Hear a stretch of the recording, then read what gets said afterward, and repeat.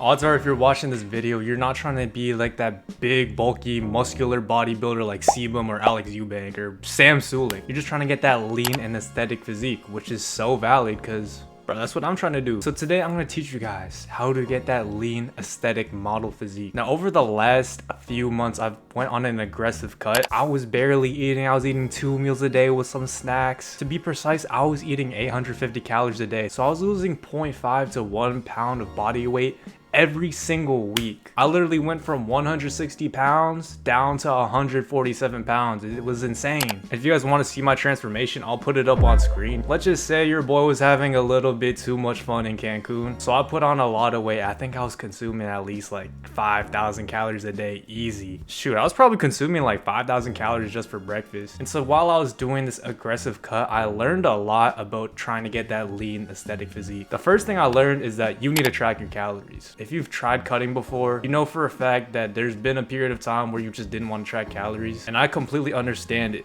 because once you start tracking calories, you actually can't go back. Before you start tracking calories, you probably think it's like super stressful and you're just gonna ruin your relationship with food. To be honest, I think I did. But either way, if you want to see results, you're gonna have to track calories. First thing you need to do is find out your maintenance calorie intake. Basically, each food has a quantity of calories and your body uses these calories as energy. Think of it as like fuel for a car. And every single day, your body expends a certain amount of calories or fuel. The amount of calories you expend every single day, it just depends on the person. The taller you are, the more muscle that you have, the amount you weigh, all of that influences how many calories your body uses. I mean, think about it. If you're like 3 feet tall and you have no muscle, no fat or anything, your body's barely gonna be needing any calories to just survive. On the other hand, if you weigh like 600 pounds, you got a lot of muscle and you got a lot of fat on you, even like walking downstairs to the kitchen, dude, that's gonna be a whole task. So your body's gonna be expending way more calories. And then imagine you're as tall as my GOAT LeBron James. Like, bro, you're 6'6" or whatever. You're gonna be expending way more calories. And so the easiest way to find out how many calories your body uses every single day is just go to ChatGPT, especially if you have ChatGPT Premium. That's gonna be helpful. Tell them how tall you are, how much you weigh, tell them how many steps you get every single day, the activities that you do, your job that you have, and then it'll just break down your daily maintenance calories. Now for me, to be honest guys, I'm 5'7". I'm not 5'8". I've been lying to you guys the whole time. You guys probably can't even tell. You probably thought I was 6 foot. Anyways, I was weighing around 160 pounds, and I would say I'm relatively active, especially because I've been training for a half marathon. So my maintenance calories is somewhere between 2,600 to like 2,800 calories. So now that you found your maintenance calories, now we can determine how aggressive we want this cut. For me, I had like a bunch of body fat because of Mexico, so I needed to go on a crazy aggressive cut. I was probably doing somewhere around an 800 calorie deficit. So literally I was consuming 1,850 calories a day. Now for you, it might be different. Obviously, if you're not fully developed, please do not go on an aggressive cut. It's just not a good idea. But if you're fully grown like me and you're unk status, you're like 20, 21 years old, then yeah, go ahead and do that aggressive cut. You're not growing anymore. But if you don't have as much body fat to lose, you don't have to do such an aggressive cut. You might only want to do like 200 to 300 to 400 to 500 to 600, 700 calorie deficit, which is completely fine. It really just depends where you're starting and what your goal is. Whatever that goal is, just make sure to stick to it. Don't try and switch up your goal every single week, because you're going to be just less committed to it. You're not going to get the progress and results you want. Download some type of calorie tracking app, whether that be like MyFitnessPal. I don't even know what other calorie tracking apps there are. I just use MyFitnessPal. I use the free version.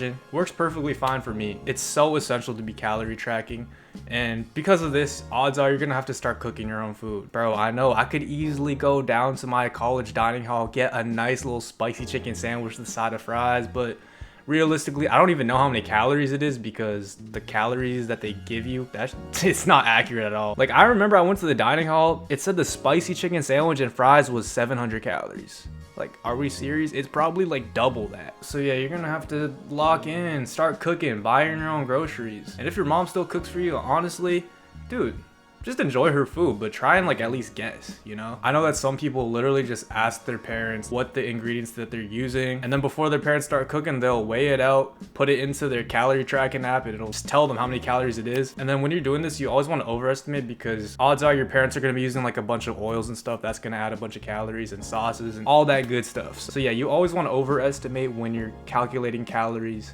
while on a cut. Honestly, like for an aggressive cut specifically, like 95% of the time, you're gonna have to be eating healthy, whole foods. Like literally, look what I got in front of me. I know it looks not too aesthetic, but Got 2 golden kiwis right in front of me. It's gas. You gotta eat nutrient-dense foods like this. Because if not, especially when you're on an aggressive cut, when you're not eating at all, your body's gonna feel terrible. You're gonna be void of any energy. You want to be eating foods like this because not only are they quite low in calories compared to like a bag of chips, but they're also just going to keep you full, and they're also good for you. Like if you have a healthier diet, you're going to have clearer skin, you're going to feel better, and your body's just going to show that. Like eat something like sweet potatoes or carrots. Those are good for your skin, which is especially important if you're trying to look like a model. It's not just the body, it's the face card as well. Bro, golden kiwi's top 5. Another thing that's super helpful as well is just getting some type of caffeine in, whether it be coffee, tea, or some like Diet Coke or something like that. All these things will suppress your appetite. If you're going through it and you're feeling super hungry, especially like when you wake up, just pop a little coffee. Dude, a nice cup of coffee is just, it's brilliant. Obviously, you're gonna have to be drinking like black coffee. You can put in some almond milk maybe, add a little bit of sucralose or whatever type of artificial sweetener. But yeah, when you're consuming these caffeinated products, you want to make sure that they're low in calories, like less than 50 for sure. Because like, bro, we don't have many calories to begin with, so we can't waste it on liquids. It's also just gonna help boost your metabolism and let you get some energy. I remember there were some times where if I didn't drink that cup of coffee, I think I would have just fainted on the spot, especially because I was intermittent fasting too, so I wasn't eating breakfast most of the time. That's another strat. You guys can intermittent fast where basically you just skip breakfast essentially. Either that or you skip dinner, but I think that skipping breakfast or lunch is probably ideal. I don't know, me personally, I just can't go to sleep